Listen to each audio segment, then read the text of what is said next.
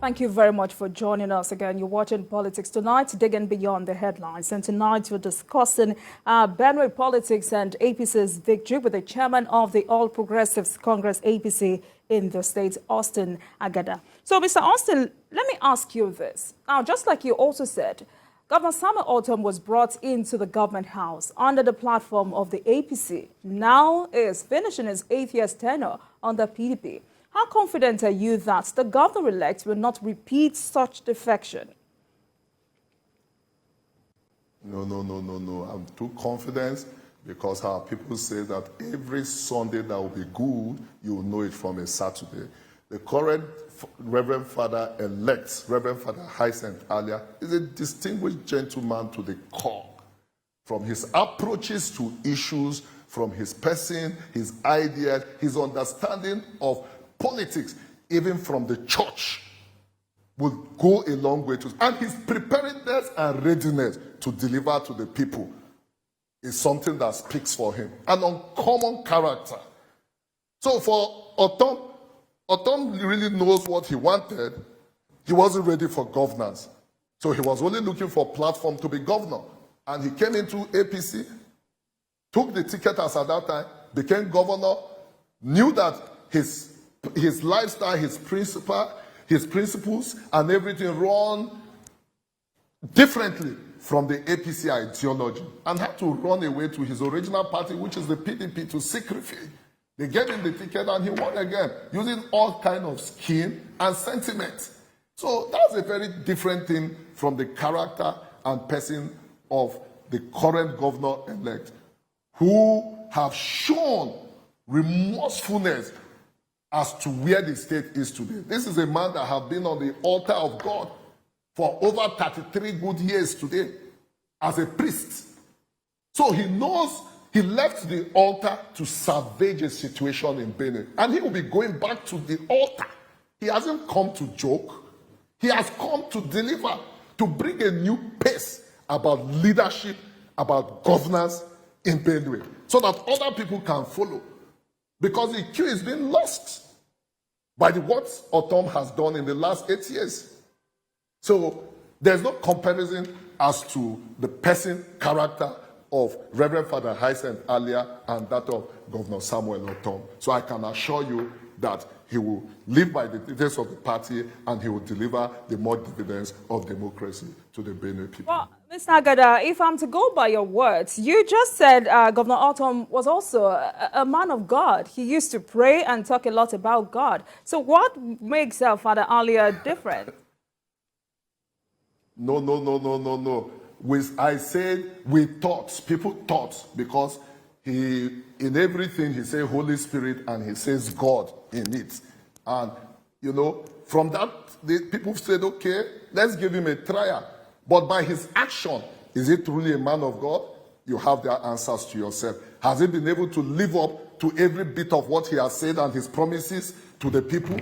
I leave that to you. But I'm telling you of a man of God that was ordained a priest for 33 good years as it is today on record, that have been doing the work of God, that have been holding different crusades, doing healing mass and all of these things. So there are two different set of people.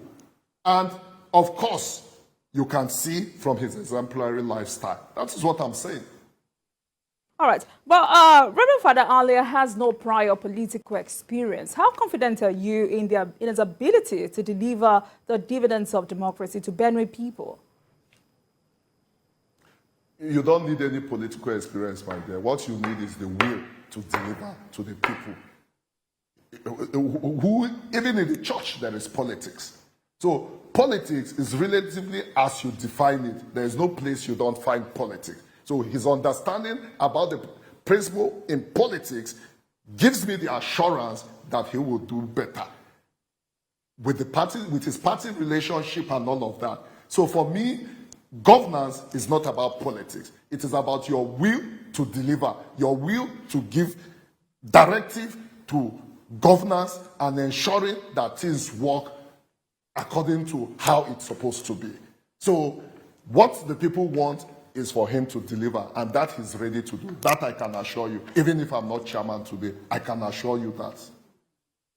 So in clear terms now, what should Benue people expect from the governor-elect? Now, in terms of overall developments in the state, I want you to be very specific. Yes, like I said when I was talking, I told you that the situation, infrastructure, governance, and everything, civil service, is at its near collapse in the state. He would look at first how to restructure these things to bring them back to shape or to bring them back to life. And of course, looking at Benue as an agricultural state, we'll be looking at how we can turn over the agriculture, which, of course, he has his blueprint, I have seen. And I know agriculture, health, primary health care, education, ICT, borrowing the leaf of Lagos is one of the things and ways he intends to turn around the economy of the state, of Benin State. So you can be rest assured that he will be doing all of these things in no time in ensuring that Benin get back to its lost glory. So, the APC will take over power from the PDP-led administration of Governor Autumn. What sort of cooperation are you getting from the outgoing government for a smooth transition?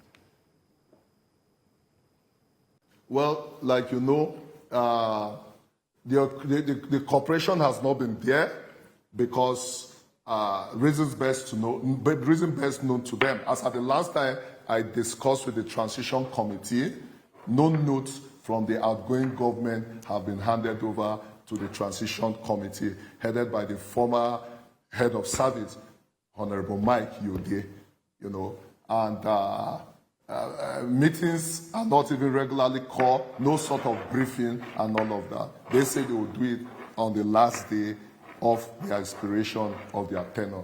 Well, if that's what they have chosen, we'll wait for that and we'll go by that.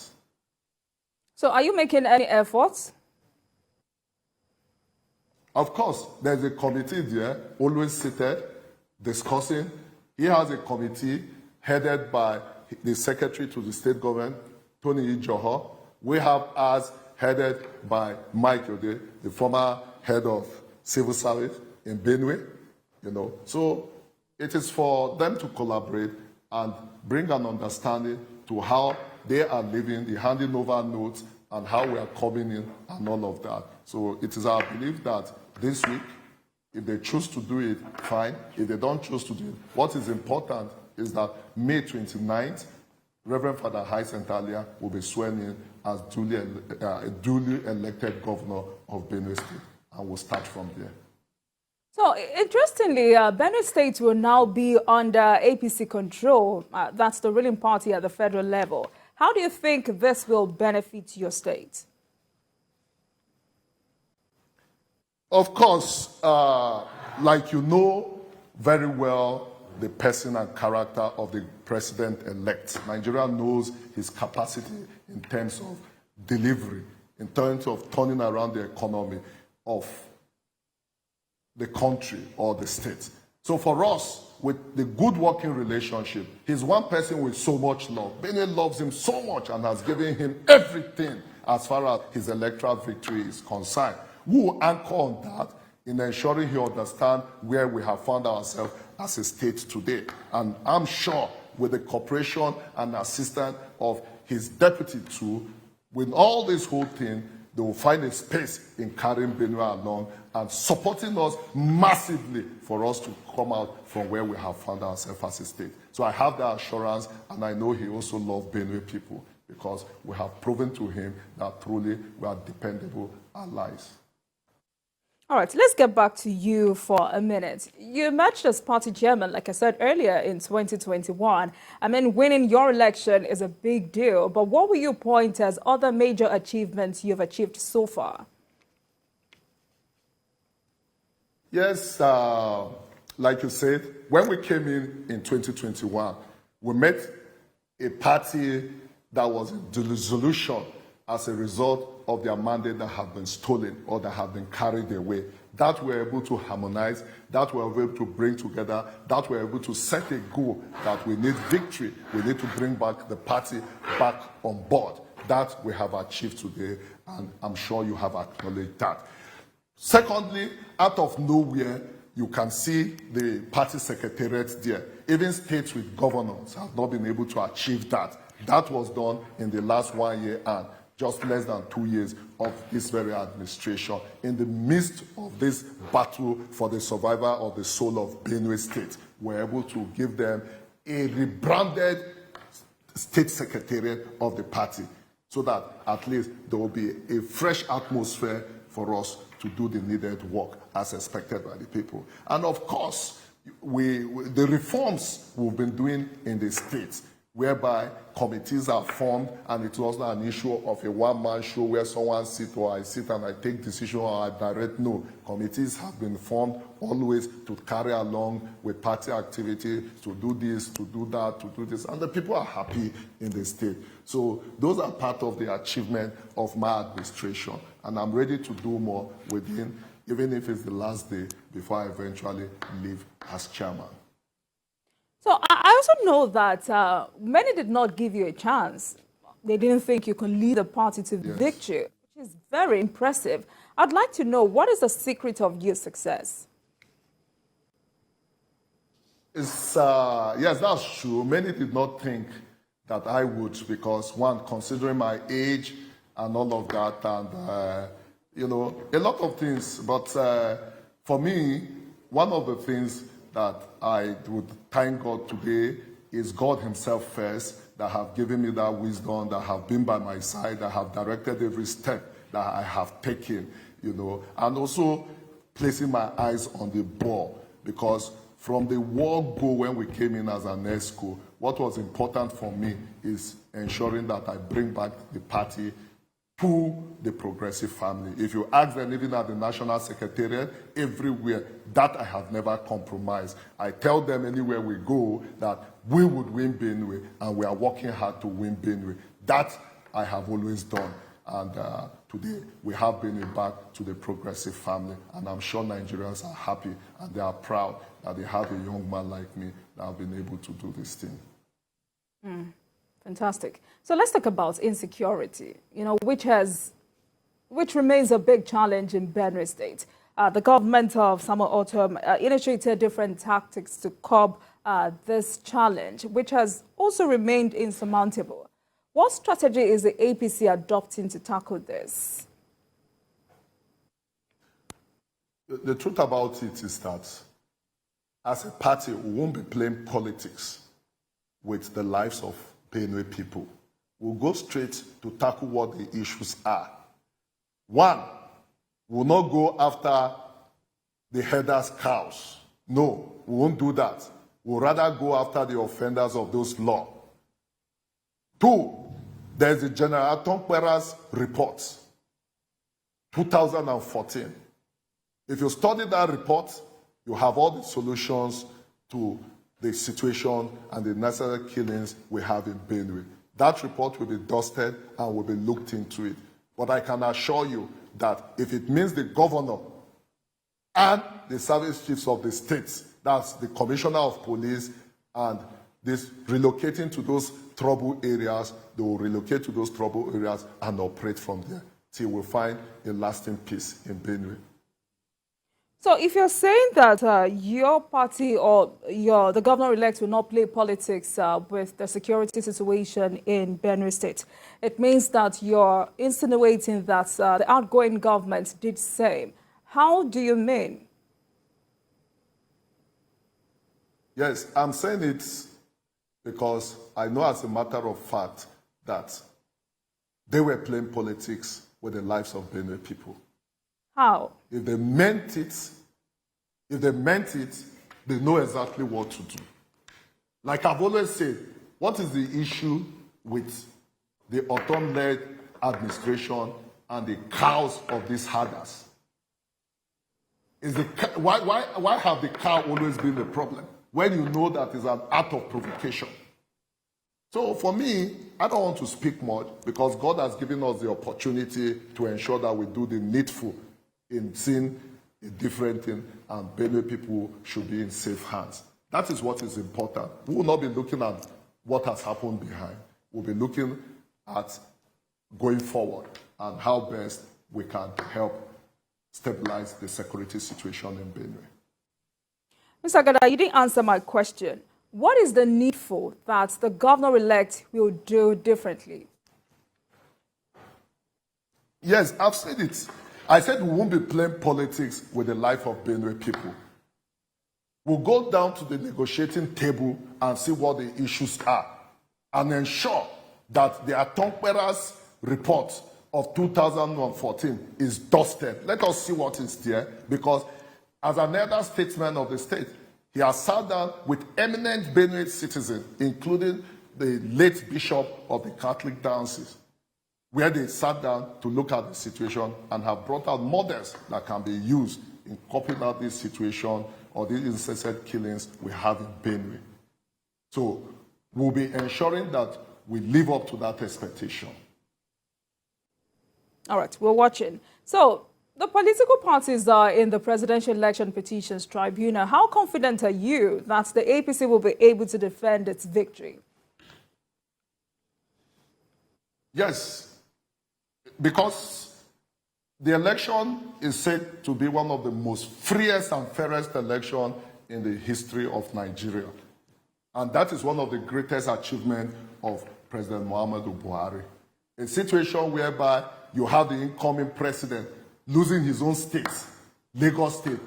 You have the Kaduna State governor losing his own state. With all these things, senators that lost election, Makura lost election to return back to the Senate. So I don't know why any person would think that such election that seems by the ordinary Nigeria as the freest they have ever done to express their franchise will be said to be engulfed in any form of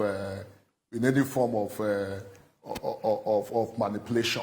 So for us as a people, INEC have done what they are supposed to do by giving us the enabling environment. Of course, every election comes with its own challenges, but I can tell you, because I've been part of this history for a very long time now, and I know that the last election that took place is one of the freest elections I have ever seen. And you have somebody like Oladik Bekum, a well-grounded son as far as law is concerned in this country, whether internationally or otherwise. And I'm sure, and I saw the team of the kind of lawyers that have been put forward, they will protect the mandate of the people and they will give us that victory, and we shall once more celebrate it. All right, so tell us, what should Nigerians expect from the incoming administration of Bola Tinubu? Yes, we would, by God's special grace, we know what he's made of. And I want to assure Nigerians that you'll see a different model as far as governance is concerned in this country. You'll see whereby Nigerians will be placed side by side with other countries, developing countries, and you'll see that Nigeria will be topping the charts. I know, as a matter of fact, that there's no room whatsoever for any form of misguidance or whatever as far as governance is concerned. He's a man of intellect. He's a man that knows his onions. He's a man full of energy as far as delivering of governance is concerned. So Nigeria should expect a different ball game from the normal norms of governance. And by God's special grace, we'll reach that level. All right, so quickly, and I want you to be very specific now. What 4 key areas do you think the president-elect, Asiwaju Bola Ahmed Tinubu, should focus on as a matter of urgency? Well, the educational sector, of course, is one part that should be looked into. And also the infrastructure of the country. Buhari has done his best. It is important that Bola Ahmed Tinubu enhances it from that point, And of course, the transportation system, it's very, very key and important for him to also enhance and look into it. And the ICT, the technology, because every developing world today, every country that has developed rapidly would tell you that the Technology is one of the factors that have helped them to turn around the fortunes of their country. If those 4 factors are looked into, I can assure you that Nigeria will be singing a different song. All right, so Mr. Agada, let me have your message to the people of Benin State as Governor-elect Reverend Father Alia assumes office.